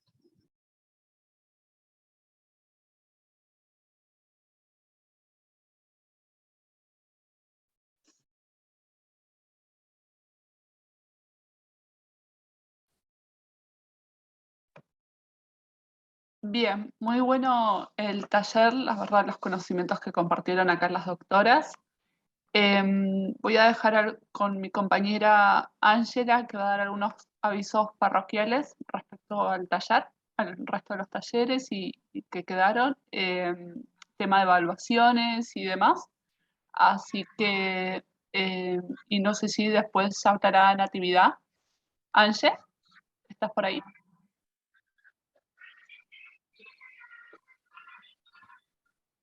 Sí, acá estoy. Perdón, que se te escuchó entrecortado. ¿Me dices otra vez, por favor, Mari? No, que para dar tipo todos tus avisos parroquiales Perfecto. Sí. de los talleres, las evaluaciones y demás. Perfecto. Bueno, primero que nada, muchas gracias a todas las que se quedaron hasta este momento, a pesar de las dificultades técnicas. Yo les había comentado quizás en el chat escrito que el día de hoy, entre ayer y hoy, eso para que es como una información general, hubo una caída de las redes sociales, por eso las personas que utilizamos para trabajar redes sociales migraron a las plataformas como Zoom o Meet, y por eso hay como muchísima inestabilidad en las conexiones, así que pedimos disculpas en primera instancia, y después que tengan en cuenta esto si ustedes tienen en realidad otro tipo de actividades importantes en las que estén trabajando en este momento, porque es una caída global en realidad. Después, les quiero recordar que para nosotras es muy importante que ustedes envíen sus evaluaciones. Para los 4 talleres no esperen respuesta de nuestra parte, porque en realidad las respuestas que ustedes nos dan nos sirven a nosotras de suministro para los análisis que hacemos y todas estas entregas del proyecto que tenemos que hacer para poder analizar y dar una devolución de todo lo que se vio en cada taller y en todos en conjunto, ¿no? Por eso, para entregarles su certificado, es necesario que ustedes participen de la última entrega de la evaluación, que será una evaluación en un formato muy parecido al de la inscripción, ¿sí? En donde tienen algunas preguntas que son de tipo cerradas, es decir, con una respuesta única, que será de un análisis hecho por ustedes, y luego hay algunas que son de tipo sí y no, ¿no? Estas son un poco más cortas y pues no llevan mucho análisis, pero en realidad son necesarias para poder evaluar algunos conceptos. Sí, les pedimos que se tomen el tiempo, pero que no tarden demasiado, porque esto hace que ustedes también les llegue de alguna manera el certificado. Y nosotras lo necesitamos también para poder evaluarlas y poderles enviar sus certificados a cada una. Por otra parte, dar gracias también hoy a las doctoras, la presencia de verdad de una voz de autoridad es muy importante. Nosotras intentamos siempre desde AMUNRA dar toda la información veraz, objetiva, actualizada, pero entendemos que estas partes son muy, muy importantes para todas las personas que están en este momento en este taller y las que puedan de verdad ser beneficiadas por ustedes dando esta información con veracidad y oportunidad. Así que agradecemos, esperamos que ustedes puedan tener acceso a esta evaluación. Como les dije al principio, si alguna tiene algún tipo de inconveniente de tema, ya sea de alfabetización digital, es decir, que no sepan utilizar las plataformas que les estamos dando para que accedan a la evaluación o a la devolución. Si ustedes tienen de pronto un aparato electrónico que no sepan utilizar o que no lo entiendan o que no pudieron porque en realidad no encontraron una red de internet para hacer llegar las respuestas, nos envíen al WhatsApp de Amunra las respuestas y ahí nosotros vamos a ayudarles. Vamos a tratar de cualquier manera hacerles llegar el formulario para que ustedes puedan hacer esta devolución y nosotros les podamos dar su certificado. No sé si Nati tenga más que decir. Por mi parte, la verdad que muy agradecida. También me enriquecí muchísimo con toda la información que dieron. Mis compañeras, estoy muy orgullosa de mis compañeras porque abordaron el tema de una manera muy seria, muy profesional y también muy acorde para nuestra comunidad, la comunidad migrante, que la verdad somos una comunidad históricamente invisibilizada. Y contar, por ejemplo, con la presencia de las doctoras como parte argentina y de la compañera María como argentina también es muy importante para nosotras porque entendemos que también hay una mirada desde lo argentino para nuestra comunidad y para lo que nos pasa, ¿no? Todos los conflictos que tenemos como migrantes y refugiadas. De mi parte, la verdad, muy agradecida, muy contenta de poder participar en esto para mi comunidad. Y bueno, gracias de todas maneras también por toda la participación, la paciencia y la escucha. Sí, buenas tardes. Sí, compañera Ángela. Quisiera sí pedirles a las compañeras si un minutito podrían prender sus cámaras para tomar una fotito, pues no están solamente nombres nada más. Se lo vamos a agradecer, obviamente. También agradecer infinitamente a la doctora Marcela y también obviamente a la doctora Marisa. Realmente un excelente taller. Lamentamos, como dijo Ángela, todas estas situaciones de la conexión, pero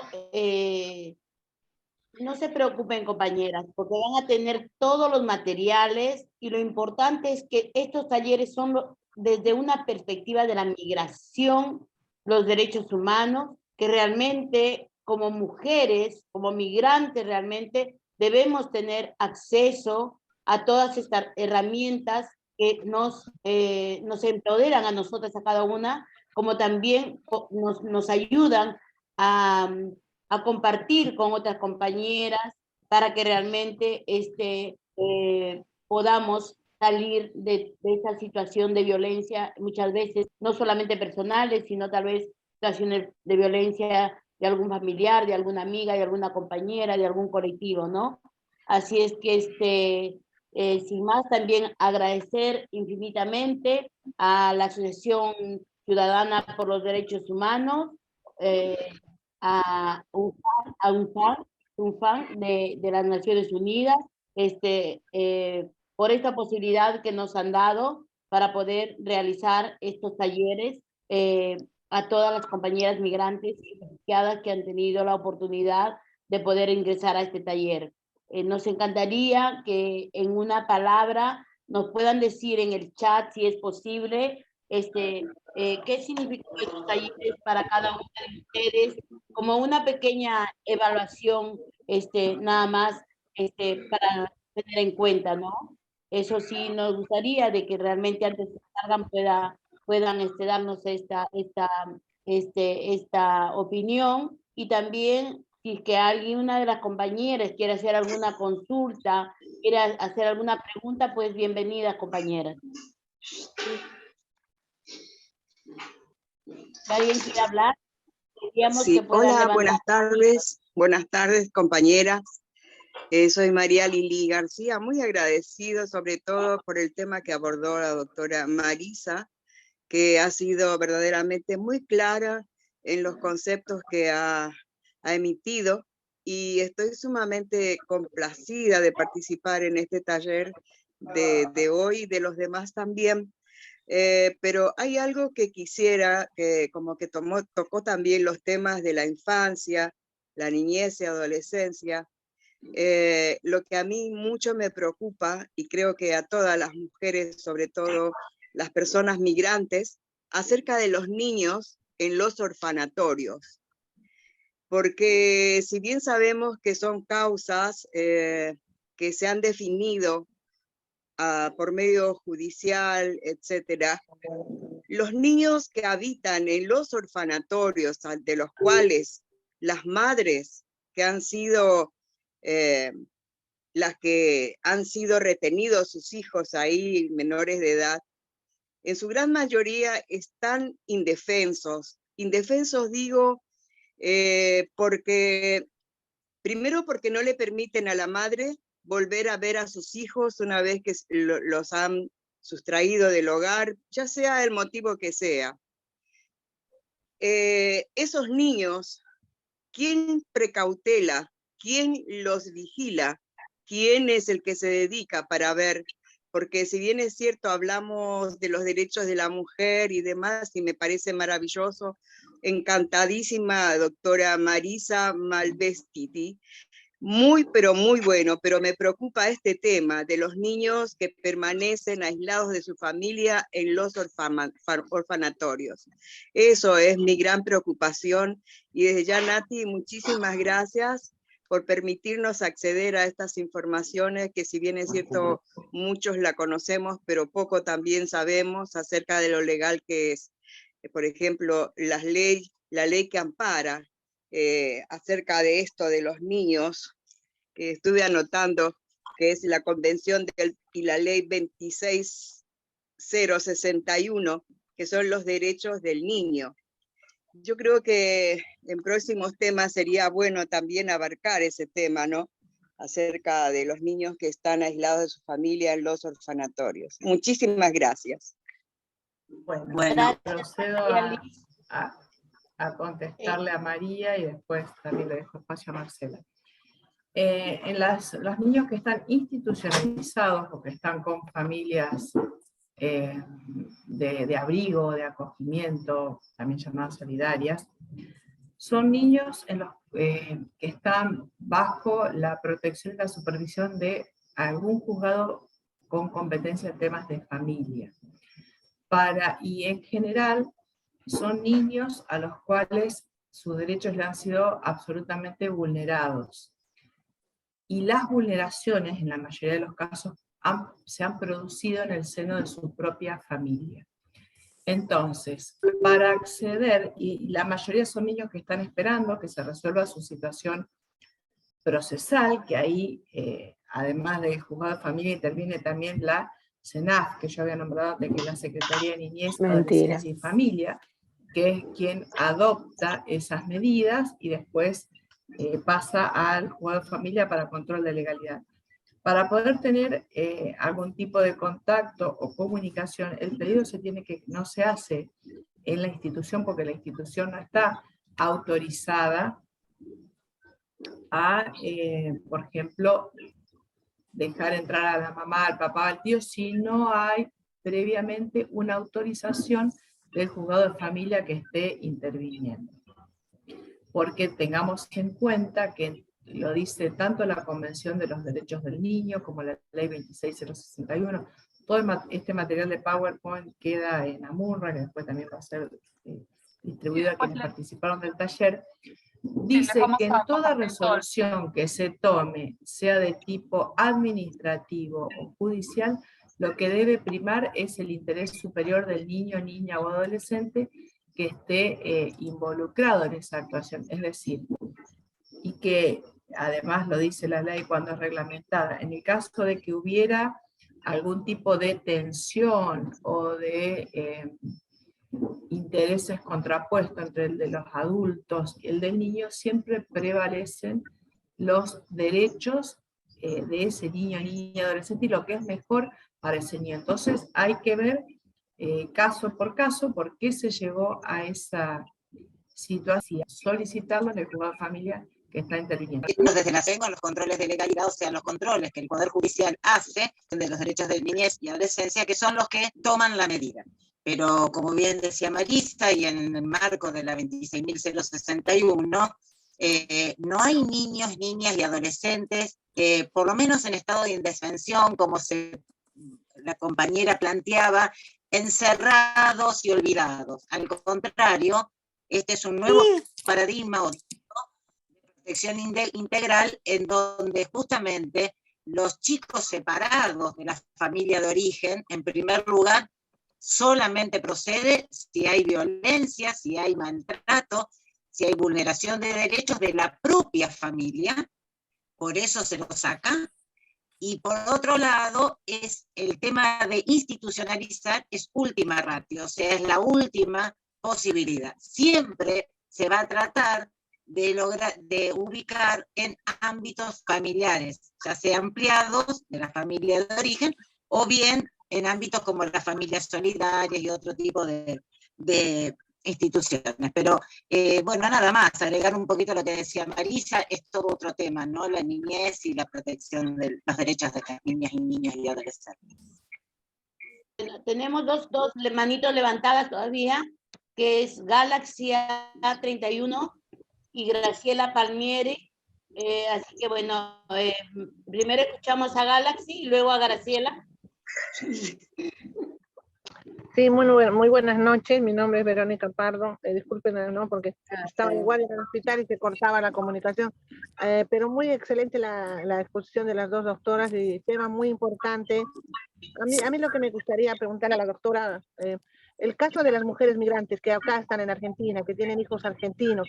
Y yo tengo el caso de una mujer, por ejemplo, que cursa un cáncer, que bueno, se la ha acompañado en la parte de lo que es el tratamiento y demás, y la señora ha sido vulnerada en una violencia patrimonial. El marido no le pasa ningún dinero, no vela por los chicos, cuando la señora tiene que hacerse la quimio, le acompaña una vecina, o le acompaño yo. Entonces, ¿cómo se puede viabilizar? Fuimos a San Justo, a la Defensoría de la Mujer, no hay patrocinio, nos mandaron ahora a Talcahuano, entonces siempre está el hecho de que os nos dicen, vaya, búsquese una abogada, a ver, en este caso privada. Ahí se están vulnerando los derechos de los chicos, porque los chicos tienen que acompañar a su mamá, a veces a trabajar, su mamá vende en la calle jugos, jugos sí, naturales para sustentar. Y bueno, la señora está con un cáncer, ya gracias a Dios pasó la quimio a la radio. ¿Cómo se podría viabilizar eso? Porque ahora está bien, pero está con el cáncer latente ahí, no sabemos si se le puede volver a activar por todo el estrés que transita esta mujer. Esa es mi consulta, ¿cómo se puede viabilizar esto? Porque los niños, hasta los niños expresan que no quieren verlo más al padre, que quisiera lastimar todo. Yo pienso que los chicos también tienen que ver esa situación y se sienten mal. Eso es lo que yo quiero contar. Si me permitís, después Marisa completás, me parece que justamente cuando hablamos de acceso a la justicia, el Ministerio Público, los ministerios públicos en los tribunales tienen el asesoramiento gratuito y el patrocinio, o sea, ustedes lo que necesitan es una abogado gratuito que inicie ese reclamo alimentario, fundamentalmente del progenitor. Ese acceso, esa información y ese asesoramiento lo tienen que tener en el tribunal, y eso está garantizado. En todos los tribunales de las provincias está el Ministerio Público, que es precisamente dar este asesoramiento y defensa gratuita para quienes no tienen medios y donde tienen justamente situaciones de vulnerabilidad, como es esta, ¿no? Lo que es una situación de migrante y bueno, con otros problemas como la salud. No sé, Marisa, si querés agregar algo. Claro, depende de dónde, entendí que era San Justo, provincia de Buenos Aires, bueno, qué ciudad tiene que haber un juzgado con competencia para entender en temas de familia. Puede ser un juzgado específico de familia o bien estar dentro de un juzgado civil, comercial y laboral que atienda estos asuntos. Ustedes ahí tienen que preguntar, plantear en la mesa del juzgado que, bueno, que esta señora necesita iniciar un reclamo alimentario, ¿dónde queda? ¿Dónde funciona la Defensoría Civil Gratuita, que es la que patrocina, son los abogados o abogadas públicas que patrocinan estos pedidos, pero están acá, más allá que puede ser seguramente una situación de violencia económica o demás, e independientemente de que se pueda hacer alguna denuncia por violencia, pero para ir concretamente a la cuestión alimentaria ya es en la vía judicial, con el patrocinio gratuito de estas defensorías civiles que funcionan en todos los asentamientos judiciales, al menos uno o una defensora siempre hay, y lo tiene que atender. Muchas gracias, muy amable. Bueno, gracias. También se puede pedir la figura del abogado del niño en Buenos Aires. Está en provincia y está en Cava. Sí, pero es otra figura. Pero ahí es más complejo, porque eso ya cuando está el proceso, perdóname Marcela, y hubiera interés en contrapuesto. Acá es la madre que no está impedida en representar los derechos de sus hijos en esta cuestión alimentaria. Que además también la mujer, si por ejemplo se ha estado casada con este señor o en una unión convivencial, atravesando este tema de salud, puede pedir alimentos para ella también.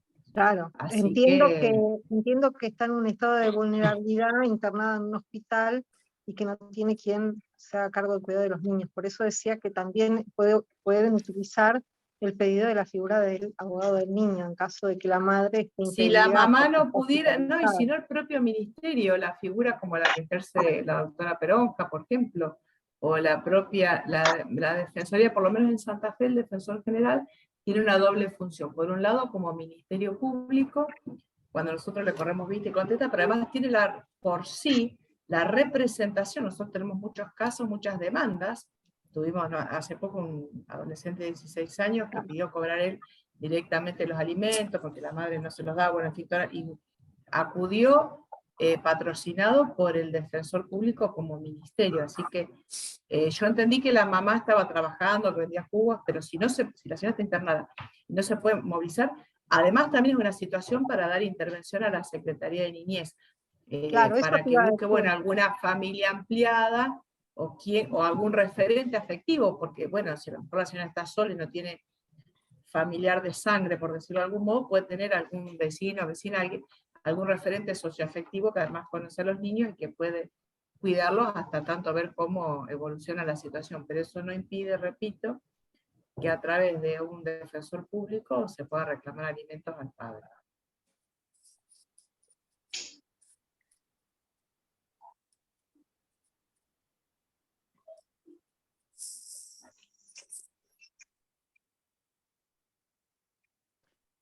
Hay una mano más levantada, Graciela. Sí, yo lo que quería aclarar a la compañera, porque no pude leer su nombre, les pido disculpas, yo estoy haciendo reposo, me levanté para esto nada más. Yo soy presidenta de una ONG que nos ocupamos de los derechos de los niños. Y lo que quería aclarar, sin desmerecer a nadie, que las leyes que tenemos en Argentina son hermosas, que hemos adherido a la convención, que constitucionalmente los niños tienen unos derechos preciosos. La pena es que es hasta que entran a determinadas organizaciones que no se cumplen. Yo he sido una abuela, mi ONG o nuestra ONG partió porque una jueza mandó a mi nieto 30 horas a un hogar, teniendo yo una ambiental y estando ahí presente como para hacerme cargo, simplemente porque los dos papás no se ponían de acuerdo en un régimen comunicacional. Esta es la verdad en campo. Nosotros tenemos 506 papás, mamás y abuelas impedidos de contacto, de los cuales 136 están los chicos en hogar, y lo que pasa últimamente es que el hogar se hace dueño y no cargo, dueño del chico, y no permite ver a los familiares, es cierto. No lo permite ver de ninguna manera, ni aún con orden judicial. Y lo digo porque trato el tema, porque me ocupo todos los días, puedo mencionarles los hogares que no viene a cuento, pero no tengo problema, que no permiten a los familiares, a hermanos. Tengo una nena puntualmente, ha parido en el hogar, ha parido, entró con 8 años, hoy tiene 15, y como esta situación puede acarrear muchísimos problemas, esa nena no ve al papá ni al hermano. cuando yo entablé la demanda, la charla primero antes de ejecutar, me dijeron que como la nena no tiene relación, no tiene vínculos, no tiene lazo. Le digo, pero ¿cómo que no tiene lazo? Es hermana de sangre. No tiene vínculos. Eso hoy dicen las directoras de hogares. No dejo de reconocer que hay hogares que trabajan muy bien, pero el grave problema que tenemos en campo hoy es que nadie controla a los hogares. No hay un ente que envíe un inspector que haga el laburo como lo tiene que hacer. Les pido disculpas, Bueno, se va la luz. No, en ese caso, si usted dice que hay una orden judicial y el hogar no ha cumplido, hay un delito que está previsto en el artículo 239 del Código Penal, que es incumplimiento de una orden judicial. O sea, amerita que sea además una denuncia penal. Por incumplimiento de esa orden, repito, sí tiene un mandato judicial que permita este contacto.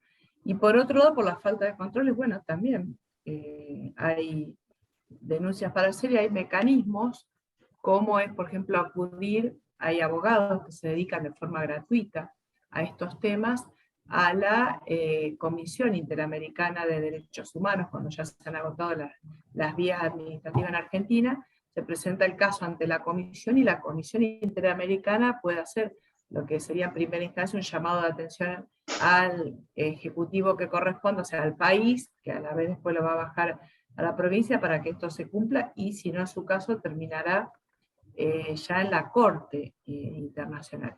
Y le quiero aclarar que, por ejemplo, más allá de los controles, eso no evita que en algunos hogares, como lamentablemente ha pasado en la ciudad de Rosario, se han abusado sexualmente de niñas o de niños que estaban, y bueno, ya hay 2 casos de cuidadores, trabajadores, en un hogar que dependía de la Secretaría de Niñez, Adolescencia y Familia de la Ciudad de Rosario, que fueron condenados en juicios penales.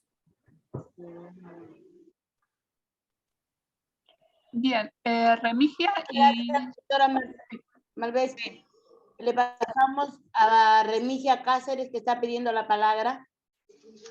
Bueno, compañeras, felicitarlas. No es la primera vez que la veo a las doctoras. Excelente la exposición. Lo único que yo quería decir es que yo hace 30 años que vivo en la Argentina, y cuando vine años después quedé embarazada.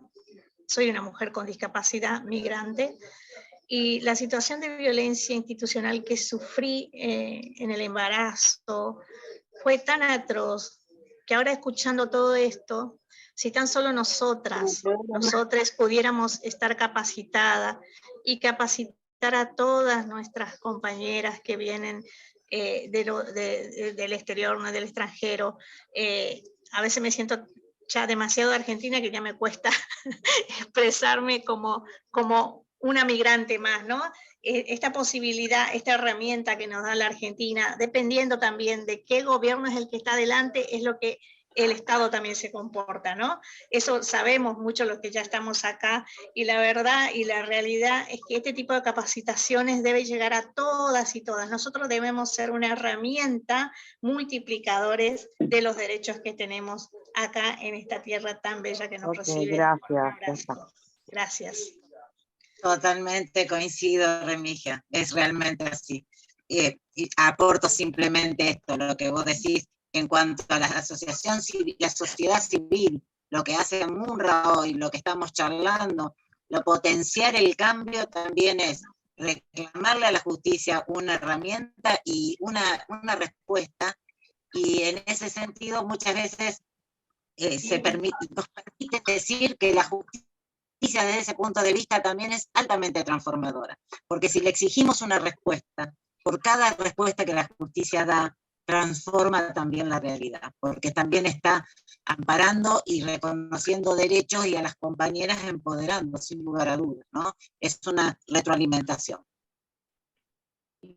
Permitime agregar que uno de los objetivos de este proyecto que patrocina el Fondo Fiduciario de ONU Mujeres es también el desarrollar protocolos para que puedan ser utilizados como un modelo implementado en los distintos poderes judiciales, porque además de los talleres se está haciendo un relevamiento provincia por provincia, porque este es un proyecto que está pensado 3 años, ya se reedita el año próximo y el que sigue, no me acuerdo si hasta 2025 creo, Otro objetivo secundario, por decirlo de alguna forma, es primero relevar qué protocolos hay, que lo dijo Marcela al principio, prácticamente nada en los poderes judiciales para actuar ante estas situaciones, y en su caso además proponer, elaborar protocolos que además puedan ser propuestos al final de este proyecto.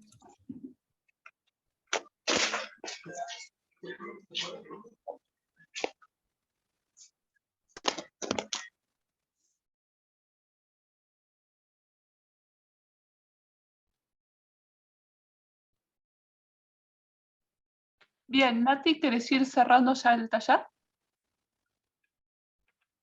¿Nati? Creo que Nati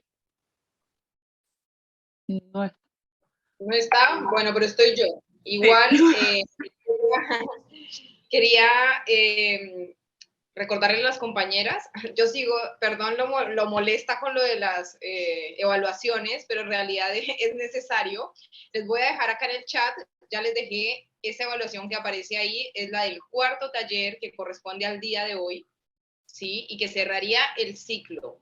Y lo que daría esa frutilla que nos falta a nuestro postre de evaluación sería esta que les voy a enviar acá, que está hecha por Google Forms, que es del tipo de la primera, con la cual ustedes se inscribieron, es muy parecida.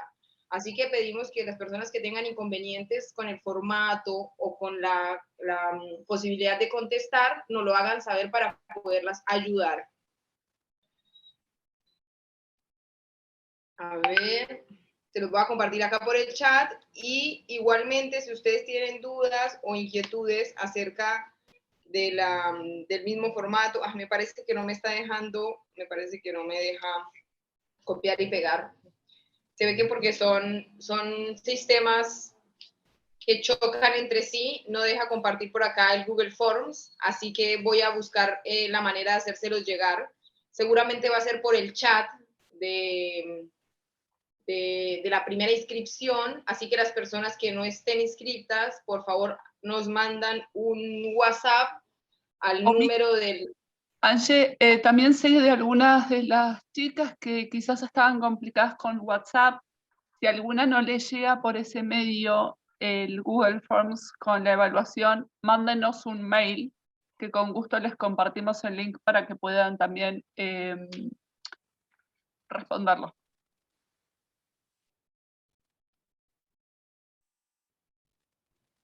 Perfecto, buenísimo. Bueno, María, no sé si habrá algo más que las compañeras quieran de pronto decirnos, si las doctoras también ya quieren hacer su cierre, ya lo hicieron, y si Está Nati, así que no sé si hablará Nati, ahí volvió, desde el más allá. Hoy en Zoom está.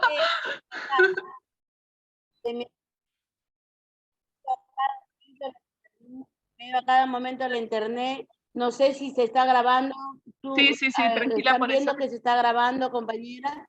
Sí, está por eso. Porque acá... Bien, si querés ir cerrando, Nati, ya hablamos todos, ya también Angie pasó sus avisos. Perdón, una última intervención con relación a la problemática que mencionó la compañera de Galaxy A31.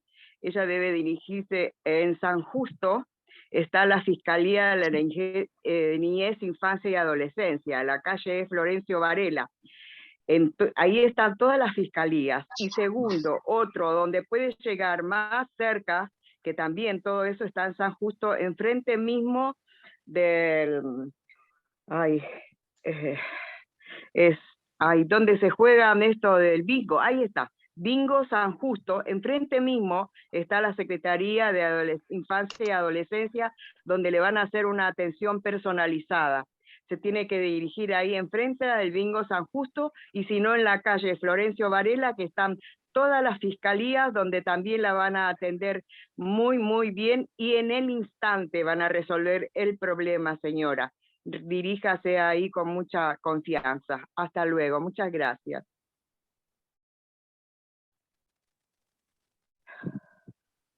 Bueno, muchísimas gracias, compañeras. Ya terminaremos ya mejor porque está yendo a cada momento el internet, ¿no?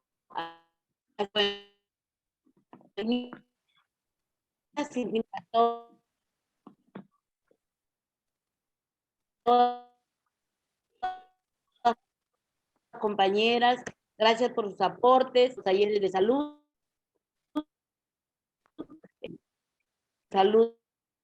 para mujeres migrantes, así que bueno, ahí les estaremos dando las nuevas noticias grupo. Bueno, muchas gracias, una bendición para todas.